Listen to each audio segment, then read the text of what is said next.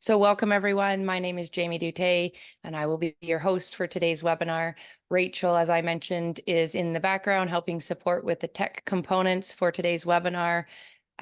So I think she has, if you're having technical issues, you can look for her. I think she's named herself as tech host or tech support. So reach out to us if you have any issues.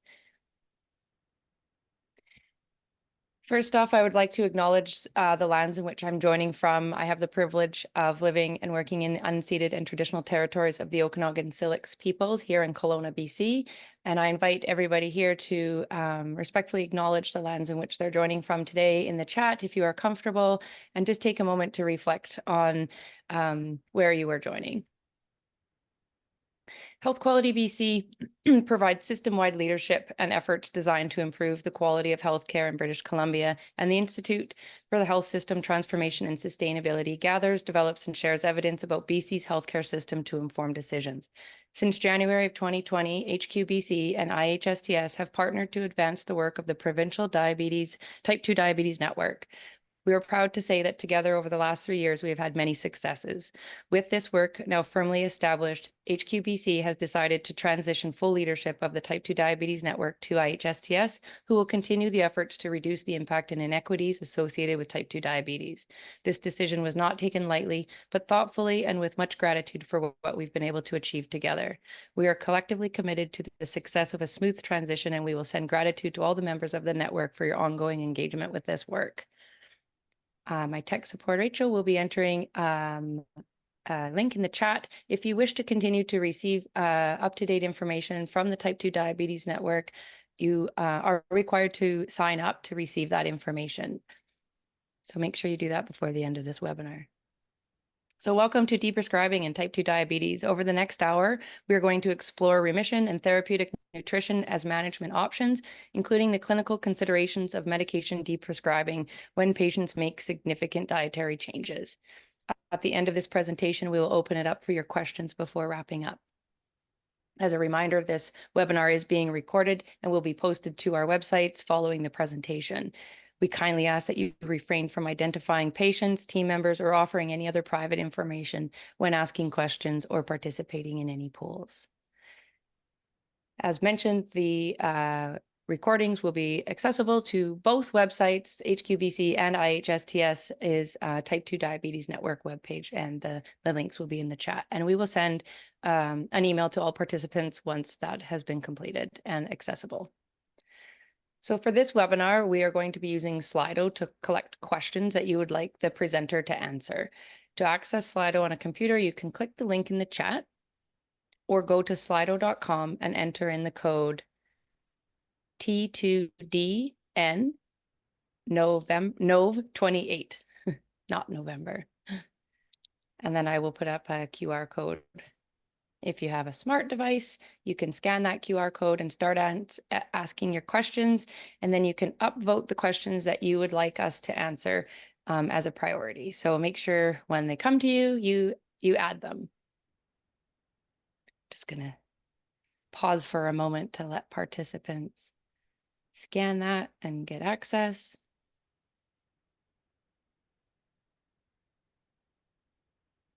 Any questions, you can reach out to tech support as well.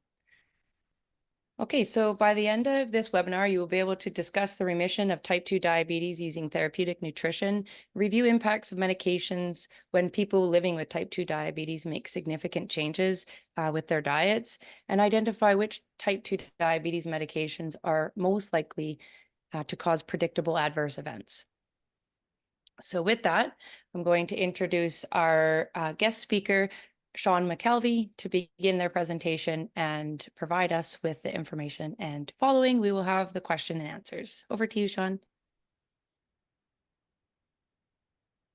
Great, thank you very much. Everything's working in terms of screen sharing? It is. Rachel, okay. Can you spotlight Sean, please? Great, well, thank you so much, Jamie, and thanks everyone for joining today. So I'm going to be talking about medication describing and remission of type 2 diabetes. As Jamie mentioned, I'm the CEO for the Institute for Personalized Therapeutic Nutrition. We are a charity based in BC, And I will tell you a little bit about who we are and then hopefully get right into things. So lots to cover. So I'm going to do this as quickly as I can. Hopefully make sure I have lots of time for questions at the end. So a couple of disclosures, and that I don't have any financial disclosures, but I wanted to also point out that the IPTN does not have any financial ties to food industry, pharmaceutical industry. In fact, we don't take any financial support from for-profit companies. All of our funding comes from grants and philanthropic donations. And so we are trying to do the right thing for the right reasons without any influence from any other organizations.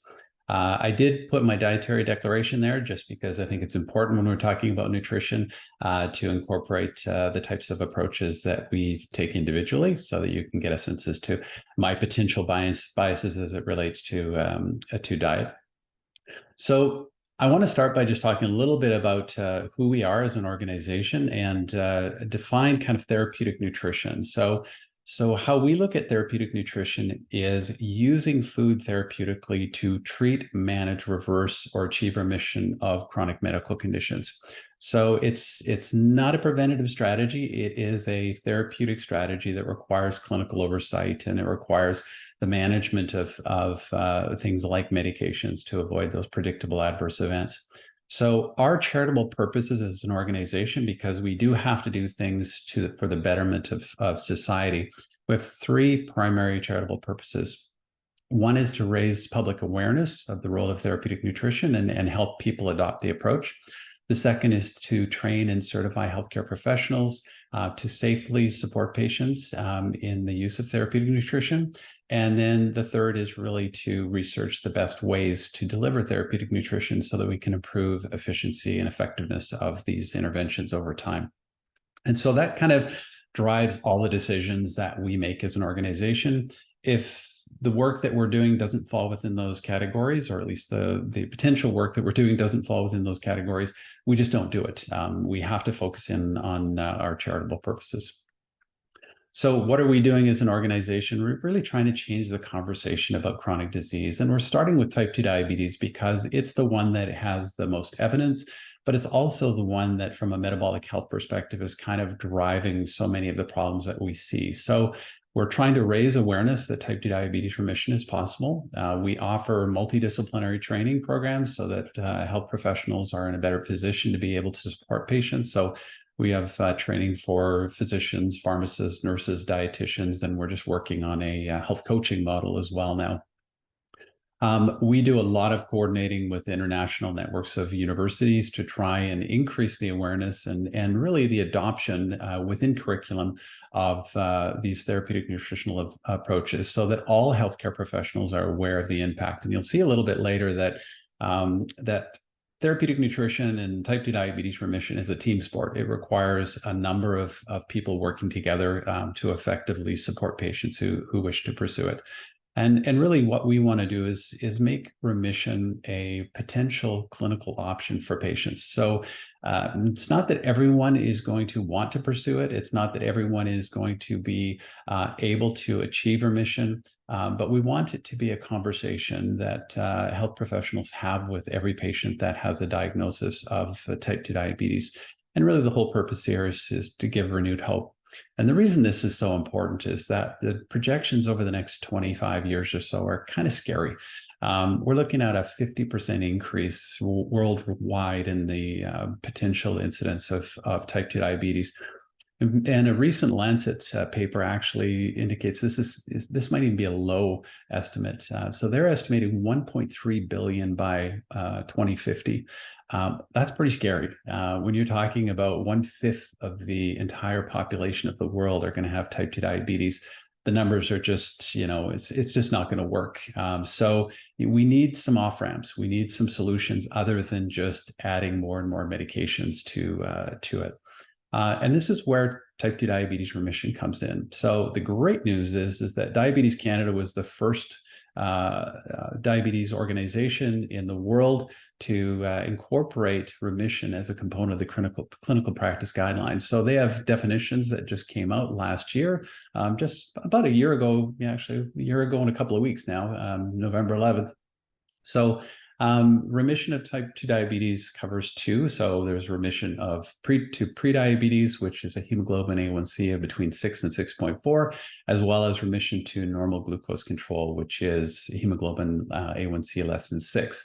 Now, there are other international standards, so the ADA and ESD, so American Diabetes Association and the European Association for the Study of Diabetes, they came out with their own consensus guidelines. They indicated hemoglobin A1C is less than 6.5 and all off of all glucose-lowering medication. So most of the studies that I'm going to talk about in a moment actually address that ADA ESD, but you can kind of get a sense is that we're kind of moving in this direction of kind of two standards. And so the remission to prediabetes and the remission to normal glucose control. But one characteristic across all of these is that people need to be off all glucose lowering medications and have normal glucose control in order for them to be in remission.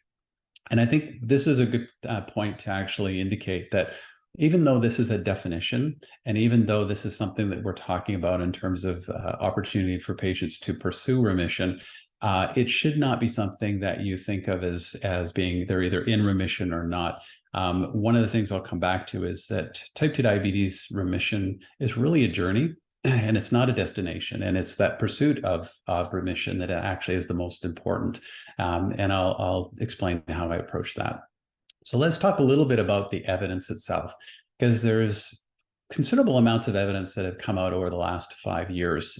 So this is kind of a summary of all the different approaches, some including dietary interventions only, others including lifestyle interventions. I'm going to focus on the top 5, which includes a paper that just came out a couple of weeks ago from the Direct Australia trial, which was just completed in October. And so what I want to point out here, though, is that the numbers that are being achieved with these dietary approaches, and there's a few different versions. So there's low energy diets, which include soups and shakes. There's low carbohydrate ketogenic diets, which have a target of beta hydroxybutyrate of greater than 0.5 millimoles. And then there's the combinations, and the combination we used in the clinical trial that I'll talk about a little bit later. But what I want to point out is just the numbers. So 2-year remission rates of 36%, and the Verta trial, it was 54%. There is a 61% in the Diadem, which was a North Africa trial using the direct protocol. 56% in the Direct Australia, which the unique model there was that they incorporated into primary care clinics where dietitians and physicians were working closely with patients. But the numbers here are quite remarkable. So up to 50%, in some cases as high as 80% of the participants, depending upon how much weight they lost, were able to achieve remission. And I want you to compare that against the 1.5% kind of partial remission rate that came from the standard of care. So this is the usual care that was demonstrated in the Kaiser Permanente study. Now, keep in mind, these are not all of the interventions that have demonstrated efficacy in terms of achieving remission, but these are the ones that actually have remission as a reportable outcome. And these are the ones that currently, in terms of the therapeutic approaches, are the ones that are recognized by Diabetes Canada. And so I'm going to talk a little bit about the study, our study, the UBC Pharm TCR study, and that kind of ties into the medication deprescribing piece. But I just wanted to highlight one of the positive messages that came out of one of the studies. And this is the Direct trial in the UK, where they did MRI analysis of the liver and the pancreas. And what they actually showed is that with remission of 2 or more years, they were actually able to restore beta cell mass as well as a maximal insulin production over a period of 2 years. So what I really want to kind of get the message out about here is that it takes sometimes up to 24 months in order for us to be able to get full insulin production restored. This is as close as we're ever going to get to a cure. So, a lot of our focus within the IPTN is making sure that we're not only achieving remission, but that we're maintaining that remission for a minimum of 2 years. So a lot of focus is going to be on maintenance and sustainability. I'll come back to that in a little bit. But here is the remission mechanism that has been identified. And it's really about reducing the amount of liver fat so that we're not exporting as much liver to the rest of the body, or exporting as much fat to the rest of the body from the liver, decreasing pancreatic fat. And it's a small amount. It's not very much that actually makes a huge difference on beta cell function. So this is the promising aspect. But the message that's really clear is that remission is reversible. So we need to be going into this as a longer term process of support and monitoring and addressing the challenges that people have in their life, because this is not going to be something where it's a fix and forget. It's about ongoing maintenance. And I really want to highlight that in this concept of a journey. The journey to type 2 diabetes remission has 3 key stages. The first is the intervention. So the therapeutic nutrition intervention. So again, whether it's a low carbohydrate, very low energy type of diet, although in Canada, officially, we don't have a very low energy. So the 800 to 850 calories that they were using in the direct trial, in Canada, meal replacements have to have a minimum of 900 calories. But even so, the use of approaches like OptiFast are the real intensive intervention that has the most evidence in terms of achieving remission. Dietary approaches that include very low energy diets, very low carbohydrate and low carbohydrate. The evidence is not as strong, but it's still something that from a patient preference perspective, you'll probably see a lot of interest, because the data that is being demonstrated in the US in particular is showing that it has a potential value for a number of patients. And a reminder, not every single patient will achieve remission, but this process of having a intensive intervention to restore metabolic flexibility, improve glucose control, normalize the insulin sensitivity, those are the targets for it. It will require medical oversight. It does require the de-escalation of medications, and I'll show you why temporarily.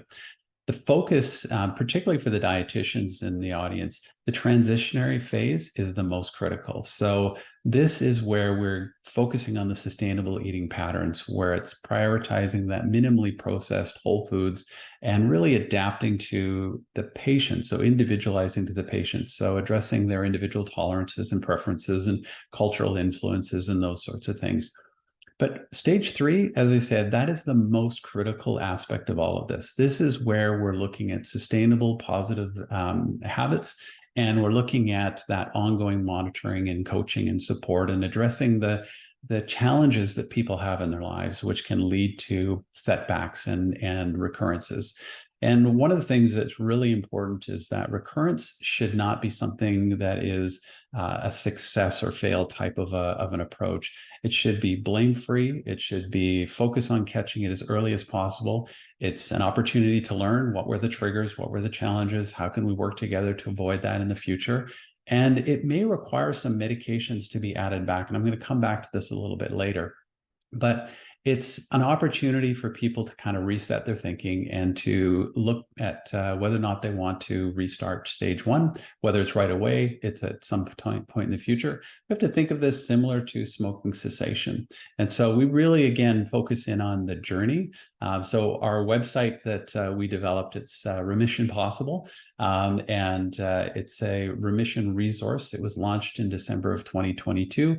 There's a 24-page ebook. There's a readiness checklist. There's success stories, and it's an included resource in the Division of Family Practice BC Pathways website. So this is something that is available to anyone around the world, and we're going to be adding more and more resources and content as we start to incorporate cultural adaptations for different groups and that sort of thing. So you'll see that changing over time.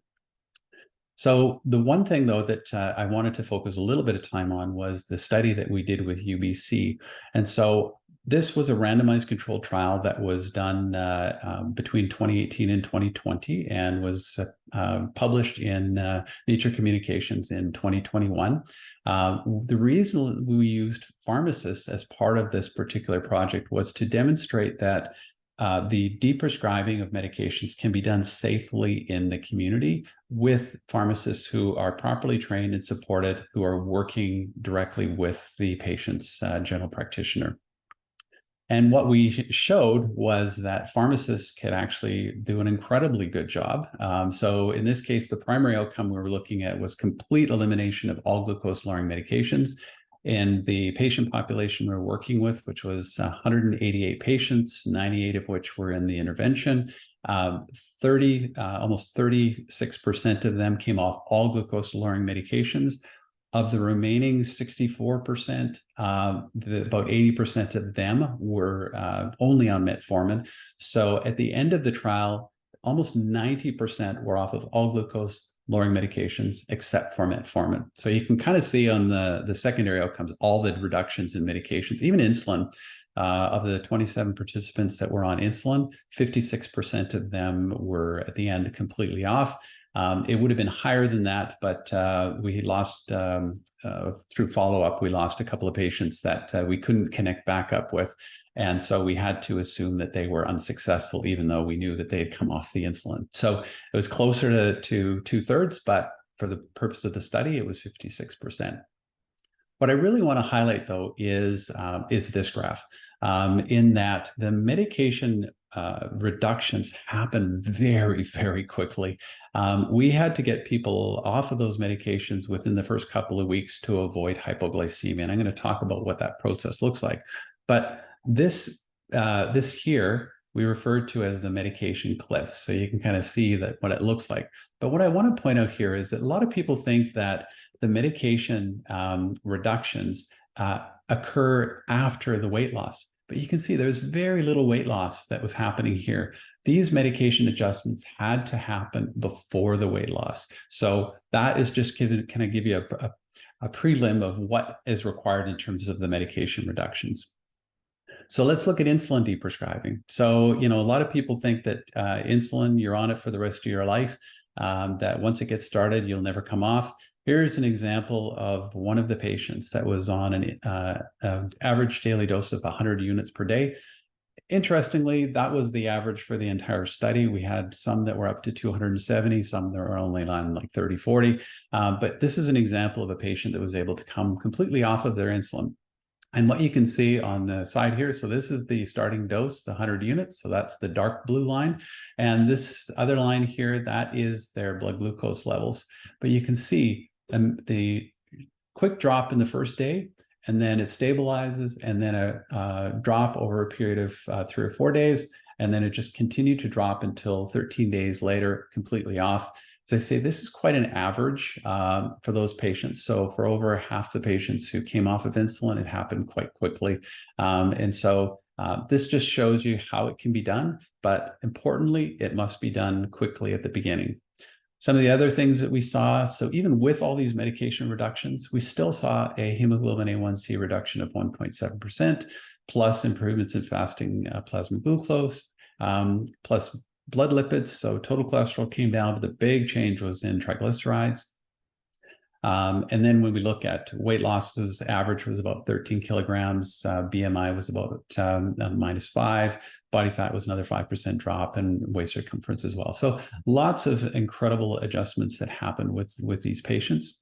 So what does this add in terms of the results? So combining the very low carbohydrate and low calorie, it can be very effective, particularly at reducing the need for medications while improving glucose control. So these patients normalized quite quickly, usually within the first couple of weeks. Obviously, the role of community pharmacists, they can play in terms of the medication management, particularly for family physicians, super busy. They're not able to do the type of acute monitoring that may be necessary. So the pharmacist can step up and play a role, and that's kind of the innovative and scalable aspect of this. But the exciting part is that particularly for those patients that were on insulin, we were able to demonstrate that it could be reversible. So the direct trial excluded insulin, and we were able to show that a number of those patients can come off completely and also continue. So we have many of them 5 years later who are still not using insulin. So that's nice. So we have to address, though, the medication safety and all of the deprescribing stuff, because this is something that is absolutely necessary. If we're seeing dramatic improvements in blood glucose happening quickly, we need to be on top of the ball. So this is where both blood pressure and blood glucose typically will drop within the first few days. So we need to be proactively addressing those medication changes. In our study, the pharmacists would build up a deprescribing plan, send it to the physician for approval, and then they would focus in on doing the actual deprescribing based on the protocols that were recommended. Our biggest concerns are insulin, sulfonylureas, and SGLT2 inhibitors, which I'll show you shortly. The thing is, though, if you're talking to someone with type 2 diabetes, we're now at a stage, because some of these dietary interventions are only a couple of clicks away on the internet, we have to have a conversation that's a little different. So if they're planning on changing their diet before the next time we see them, they should really be contacting us, just so that we can address any medication related changes that might be necessary. This has not typically been the case where we weren't worried as much about the dietary interventions, but the reality is that there's a lot of information out there now, social media and other places. A lot of that information isn't good information either. So we need to make sure that we're also, if patients are interested, they're getting the right information to give them the greatest chance of being successful without having issues with inappropriate use of dietary approaches. I love bacon and butter, but that's not a great way to start your dietary intervention. So therapeutic considerations, and these are the things that we kind of have to think of before we even get started. So, is the patient able to monitor their blood glucose? If not, that might not be a great option for that patient. Do they know how to treat a hypoglycemic incident? Have you considered the patient's wishes? So, when a patient comes in and says, I want to try a low carbohydrate or very low carbohydrate approach, are you trying to dissuade them to not do that, or are you trying to support them? So this is the shared decision-making process that needs to be considered. Are they using a medication for something other than glucose control? So, for example, it might be cardiorenal protection. In that case, maybe deprescribing is not appropriate. If they're on a complex regimen, which medications do I start with, and how much do I reduce it by? Again, some things that you just have to kind of think about ahead of time. In terms of the monitoring plan, who does the patient contact? What kind of triggers are there if there's additional need for medication adjustments? Those are just kind of standard things that need to be thought about. And then also, if there are common issues with a particular dietary intervention that the patient wishes to pursue, making sure that you address them ahead of time. So it could be as simple as hydration or electrolytes, that kind of thing. So the good news is that for the dietary interventions, particularly the very low calorie and very low carbohydrate, there's been quite a bit of work actually in the literature on how to approach this. For the direct trial, they actually eliminated all the glucose lowering medications before the trial. So they actually got rid of the sulfonylureas and SGLT2 inhibitors and that sort of thing. And then their protocol would add them back in after a few days. That's not particularly appropriate in primary care. So this other literature is helpful because it actually provides some guidance not only for very low carbohydrate or low carbohydrate approaches, but it also is applicable for low energy diets as well. So I want to point out this particular one because this is actually an international consensus document that includes dozens of healthcare professionals from around the world who incorporate these types of therapeutic nutritional interventions. And so in this case, the focus was on low carbohydrate diets. And so the purpose here was really to develop some consensus recommendations. And those recommendations were very similar to the approaches that we took in our clinical trial, but it's basically just a stoplight system. So red indicates that we really need to get rid of these as quickly as possible. So sulfonylureas, meglitinides, bolus insulin, because particularly in the very low carbohydrate approaches, the bolus insulin is probably not going to be necessary. The carbohydrate content isn't high enough. SGLT2 inhibitors, particularly for low and very low carbohydrate diets, with dehydration. And so that's sort of the trigger. So if a patient becomes dehydrated on low carbohydrate diets, they have an increased risk of euglycemic DKA. Reducing or eliminating the sulfon or the SGLT2 inhibitors, as well as making sure we avoid dehydration, becomes critical. Combination insulins as well, they need to be made into basals so that we can just decrease the doses easier. The alpha-glucosidase inhibitors, there is no starch in these, or typically there's very little starch in these dietary approaches. So, you can get rid of them quickly. The basal insulin, I'll come back to this a little bit later, but it may need to be reduced by up to 50%, depending upon what other medications are being used. For metformin, the GLP-1 analogs, as well as DPP-4s, these medications, they have no impact. And in fact, the GLP-1 analogs are starting to be used in combination with some of these dietary approaches in order to be able to increase the efficacy, even for a short period of time. So timelines, targets, and monitoring. So these are some of the kind of background information and approaches that we took within our trial. So we actually saw that these changes happen very quickly, typically, usually within the first 4 to 7 days. We'll see changes in blood glucose, and about a third of the patients, we would see changes happening in blood pressure within that first week or so as well. Another third roughly within 6 weeks, and then another third once they've achieved the weight loss objectives, we would see them coming off of their antihypertensives. So typically the vast majority of patients that are on antihypertensives would come off over a period of about 6 to 8 weeks, or I should say 3 months. So in that case, we need to be prepared to adjust medications for both glucose control as well as blood pressure. For blood glucose, for our trial, we kept them fairly sweet, so in that 7 to 11 range, and this was really to avoid the risk of hypoglycemia. And what we did require, though, is that they had to actively monitor their blood glucose. We did use a CGM for a later stage of it, but for patients now, they have access to CGM so much more than we did, 5 years ago, that it can be used quite effectively in the deprescribing phase. And then the other part of it is the communication. So if a person is still on a hypoglycemic medication and that's at risk of hypoglycemia, then they should be monitoring and updating the pharmacist or physician or member of the healthcare team regularly. If they're just on metformin, then it may be only just weekly. So I do have some strategy sort of approaches that we've used. One thing that's really important is there is no one-size-fits-all approach. There's a number of different ways that you can manage the deprescribing. What we tend to tell people, though, is they really need to focus on the red light issues first. So these are the medications that are great at risk.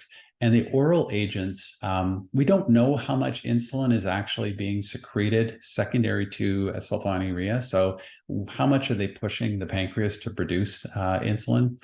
So if you get rid of the variables that are unknown first and focus on the variables that are known, so insulin you can titrate by, typically unit doses, makes it so much simpler than, using an oral agent where you can only, work with either a full tablet or half a tablet, that kind of thing. Once the initial adjustments are made, then it's based on glycemic response. And so you're only eliminating medications if you're seeing a reduction in glucose and you're worried about the potential of hypoglycemia. If you overdo it and reduce, say, insulin by 50%, but the patient actually really only needed a 25% reduction, you can always add it back, monitor, and then make those adjustments later. So for initial changes, I use the mnemonic, which is if uncontrolled, you can hold. So you don't have to make all the changes right out of the gate if they're uncontrolled. So if they've got blood glucoses that are in the 12, 13 range, you don't have to make massive changes in insulin right off the bat. You can wait. But if they're controlled, you better be bold because you want to make sure that you avoid. And so you're looking at a 50% drop in the amount of insulin in some cases. For ongoing changes, we had an approach which was if it's higher than 8, then you can wait. Right? So changes can wait. You don't need to make any big changes. But if it's lower than 6, it's time to fix. So you want to actually make those adjustments to avoid the risk of hypoglycemia. So I'm going to show you this. There's lots of stuff going on in this, but this is just sort of a breakdown of how we prioritize. So you can see here, priority 1 is insulin. It has the greatest risk of hypoglycemia. But if you're making changes, you might actually start with the sulfonylurea and then come back and deal with the priority ones later. These ones, as you saw in the stoplights, the GLP-1 analogs and metformin, they're priority 4. We don't need to make those changes out front. So the real priorities are the sulfonylureas, the SGLT2 inhibitors, and the insulin. When it comes to insulin, there's a number of different approaches, and this often will depend upon the amount of carbohydrates. So, for a very low carbohydrate ketogenic diet, you may completely eliminate the bolus because it's usually not required. But for lower carbohydrate approaches, you would just dose it based on the content of meals. And so it's fairly simple, fairly easy to do. When it comes to the basal insulins, it could be reducing as much as 50%, as I said, but as the dose of carbohydrates is different, you might actually only be reducing a smaller amount. So these are the approaches that we developed through our clinical trial that allowed us to very accurately predict what the results were going to be. And then after day 1, all bets are off. You don't know exactly what the results are going to look like. So you just monitor the glycemic response, and then you make changes, appropriate changes as necessary. So in terms of clinical management, it is important that before we actually stop insulin, that we rule out insulin insufficiency. So roughly 2 to 12% of those who have a diagnosis of type 2 diabetes actually have LADA. And so that will, basically be an insufficiency. Their pancreas isn't going to produce enough insulin. So that needs to be something that's checked. And that's where checking C-peptide before completely discontinuing insulin is a really good idea. What we found in our study is that we didn't have any patients that had LADA, but we had a few patients that we just kept on insulin. And so that final step of eliminating the insulin, in some cases they would end up with 15 units, 12 units, that kind of thing. We just didn't completely eliminate it. So they very well could have had LADA, but it's just one of those things where we didn't test that specifically. We just didn't discontinue the medications. For those who may not be good candidates, so if they're not able to, as I said before, if they're not able to self-monitor, definitely not a good candidate. If they have a history of eating disorders or significant mental health disorders, or if they're being treated for cardiovascular or kidney disease with a hypoglycemic agent, they may be something where it's a conversation that has to be had with the patient about the value of those medications. And in that case, the pursuit may not be remission per se, but it might be improved lifestyle changes with improved glycemic control with minimum medications. And then A1C is typically monitored every 6 months, and you would continue to do all the normal diabetes-related monitoring for vision and foot care and those types of things. But at this point, there is no specific recommendations because we're still early on in that remission kind of awareness and implementation of initiatives or therapeutic nutrition interventions. So it's still kind of early on in that process. A1C targets do now include remission. So this is in the new guidelines from Diabetes Canada. So you can see how in the targets, they now include potential for remission to normal glycemia, as well as potential for remission to prediabetes. In terms of medication reintroduction, recurrence of type 2 diabetes, as I mentioned, is normal. It's to be expected. It's to be planned for. Setbacks occur in everyone's lives. And so, no matter what our great intentions are, we may run into problems. With restarting medications, it is not a failure. We can't frame things in success and failure. It's a learning opportunity. As I said before, there is no blame. It's just the focus here is we need to protect the blood vessels. So we want to make sure that we reintroduce those medications as soon after the recurrence as possible. And it's good to remind, people that even if they're not successful, or at least or they have not achieved remission, the definition of remission, just the pursuit of lifestyle changes where they're reducing the amount of highly processed foods, where they're reducing the amount of refined carbohydrates and sugars in their diet, that can have dramatic improvements in terms of their long-term health prognosis. And one thing to keep in mind is that if you are reintroducing new medications, avoiding those that increase insulin or cause weight gain. So that's the sulfonylureas, the insulin and thiazolidinediones.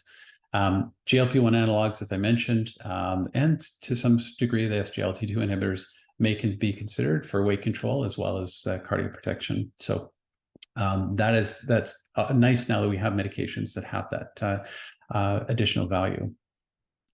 So what we don't know, though, and this is the interesting thing about remission, is that we don't know which patients are going to be interested and motivated to pursue remission. So in some practices, we hear as high as 80%. In other practices, roughly 50%. We don't know what the levels are.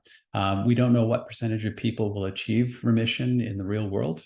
Is it 20%, 50%, 90%? We don't know that yet. And that's going to be something that we'll learn over time.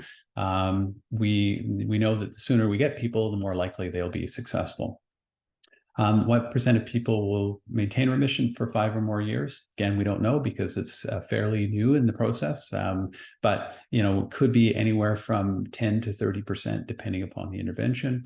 What dietary interventions are going to work best for achieving remission at different stages? So if a person has been 10 years since diagnosis, which ones are going to be most likely to be successful versus someone who has only had diabetes for 6 months?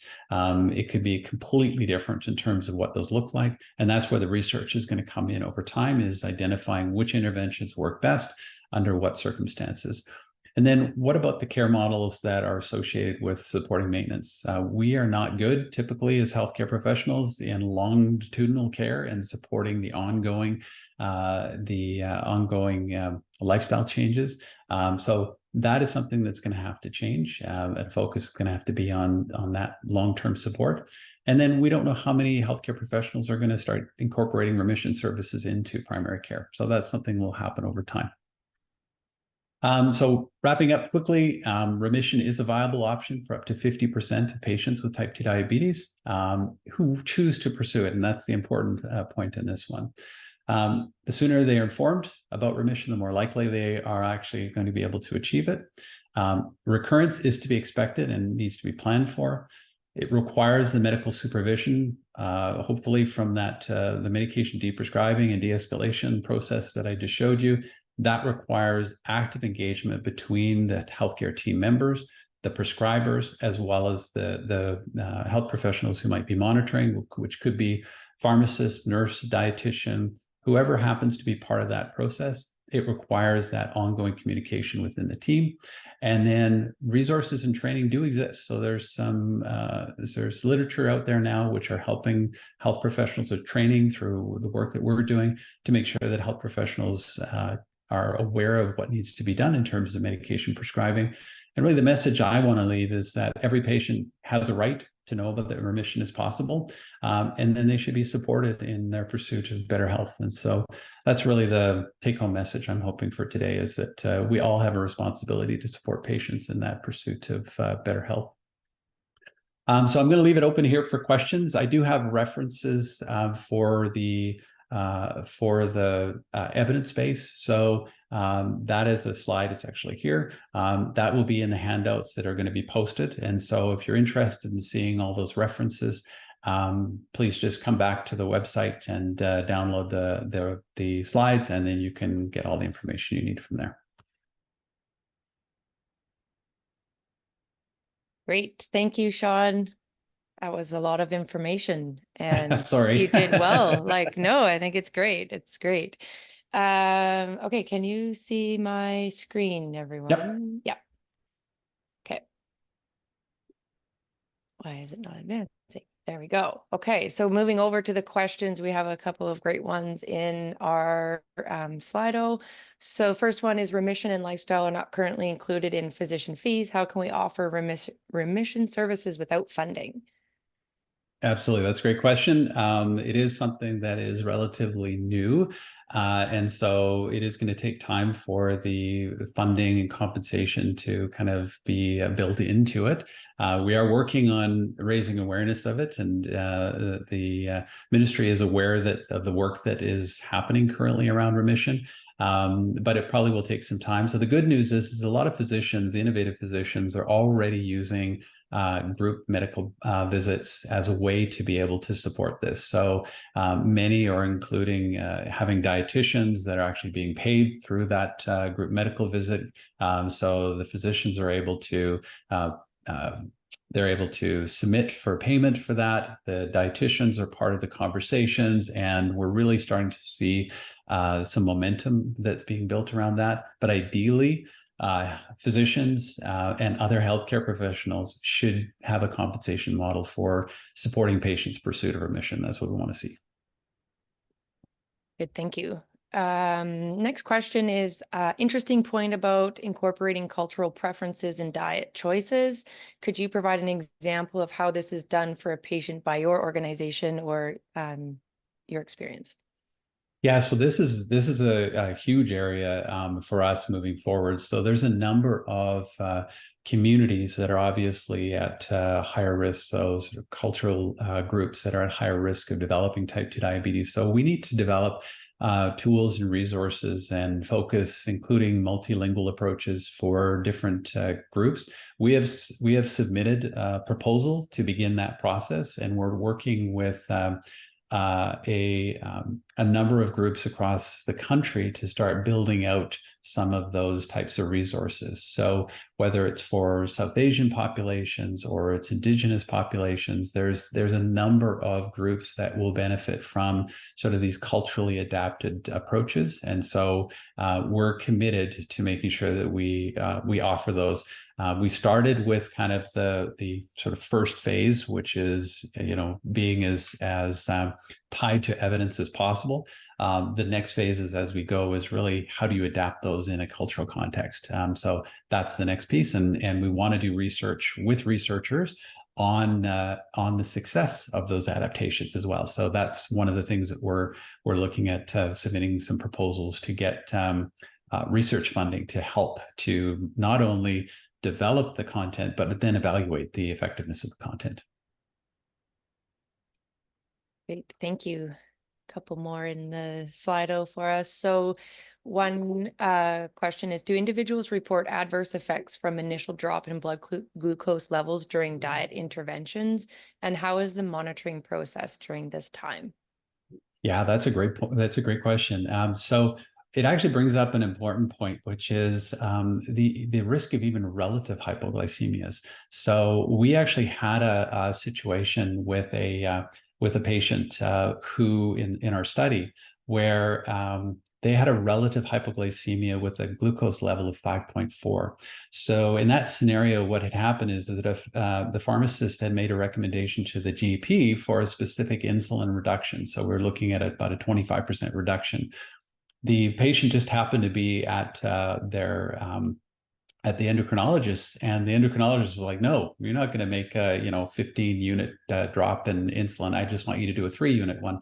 Well, it ended up actually causing a bit of a low. But what was interesting is that it wasn't a true hypoglycemic incident, but it was low relative to where that person had been. And so they got a relative hypoglycemia. And this actually brings up, so this is where the real nuancing of understanding of what's going on. So if a patient has retinopathy, a rapid drop in blood glucose, whether it is because of medications or because of dietary approaches, can actually exacerbate the retinopathy. So there's certain things that we need to do ahead of time to understand what the impacts will be. And we might want to slow down that initial phase in order to be able to more effectively manage the potential for adverse events.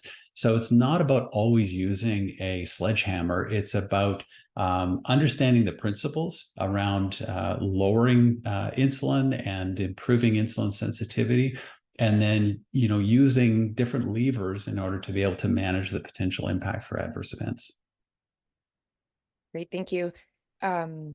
This next question, you kind of touched on this a little bit. It's around team-based care approach. What does a team that supports this management of type 2 diabetes with remission look like?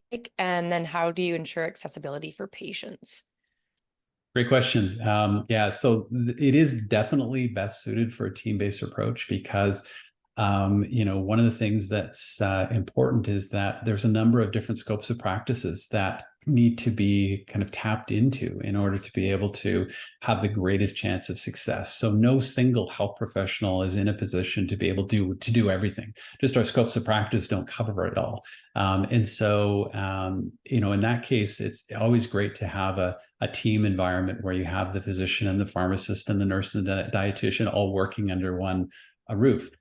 That may not be practical in all settings. And so what we've developed was it's a responsibility matrix. So what it does is it takes into account all the resources that are available to a clinician. And often it's the physician who would be leading the first stages of it, because they would identify the appropriateness of that patient as a candidate for remission. They would be managing the deprescribing, that sort of thing. But someone else might be doing the dietary, sort of developing the dietary component of it. And so, the dietitian may be either on the team, or they might be a virtual support, depending upon what type of intervention is being used. If it's a standardized type of model that would be developed by a dietitian, let's say, where you can start the process of implementing a dietary approach, but doing it kind of as a standard protocol. In that type of situation, it might be the physician and a nurse working together. Where there's a deprescribing requirement, maybe a community pharmacist might get involved. So I think it's one of those things where the team is dynamic and changes, but we have to recognize that there's no single health professional that can do it all. Physicians just don't have the time to be able to, manage all of the demands on their practice and, do all the steps in the deprescribing and all that kind of thing. So we're building it out as a team-based approach, and we see huge potential for this to become a standard actually for how health professionals can work together to address the complex needs of patients. And knowing that each team is, different based on their roles and, like you say, their scope or their experience or their comfort. Totally. With Yeah. Capacity building is a huge part of it. Yeah. Yeah, exactly. Okay, thank you. Next question. So this one is, looks like both here. So there was a recent study recently published.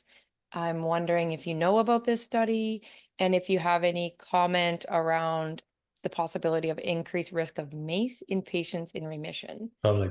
Yeah, that's the study from Denmark where they looked at their own patient populations, and it was interesting actually. The group that that achieved remission, and keep in mind that this is from 2010 to 2016, I think it was. So this is well before any of the stuff that we're talking about here. So we don't know how they achieved remission. This was just the fact that their data indicated they weren't taking medications, and they were their hemoglobin A1C was less than 6.5. So it was interesting that for those people that were monitored or they were managed within the guidelines, they had the lowest risks. Then the next group was the group that was in remission, and then the next group was folks that were managed but uncontrolled. And then the worst group was those people that were completely uncontrolled, so they didn't have any medications. And so I think that there's something to learn from this, is that, you know, maybe the risks of 6.5 are like the targets for 6.5 in terms of cardiovascular risk might be too high. But I think the biggest question is, what were they doing to be in remission? You know, were they following a kind of a whole foods approach? Were they or were they doing something else? We don't know. One of the things that's interesting about remission is you can actually be ill and you know, lose weight and technically be in remission, but in fact you're unhealthy. So those are the kinds of things that we need to be kind of aware of. And one of the other things was the group that was in remission also was at a much lower propensity to be on the cardioprotection. So they weren't using the angiotensin converting enzyme inhibitors, and, you know, so for kidney protection, they also had worse kidney function too. So which was interesting. I couldn't figure out why the remission group had a 10% higher increase in chronic kidney disease related issues versus the treated group. So it was really, really interesting. And that was the baseline. They've started off with higher kidney function problems. So they were like in stage 2 kidney failure before they even started. So it's an interesting, you know, it's like we have to keep this in mind, but there's also other studies that are showing improved cardiovascular risk. And if you've improved all of the cardiovascular metrics, so everything from blood pressure to blood glucose to like A1C, if you the CRP, you know, if you're seeing all of those things improving, the chances of improving cardiovascular risk is also pretty good.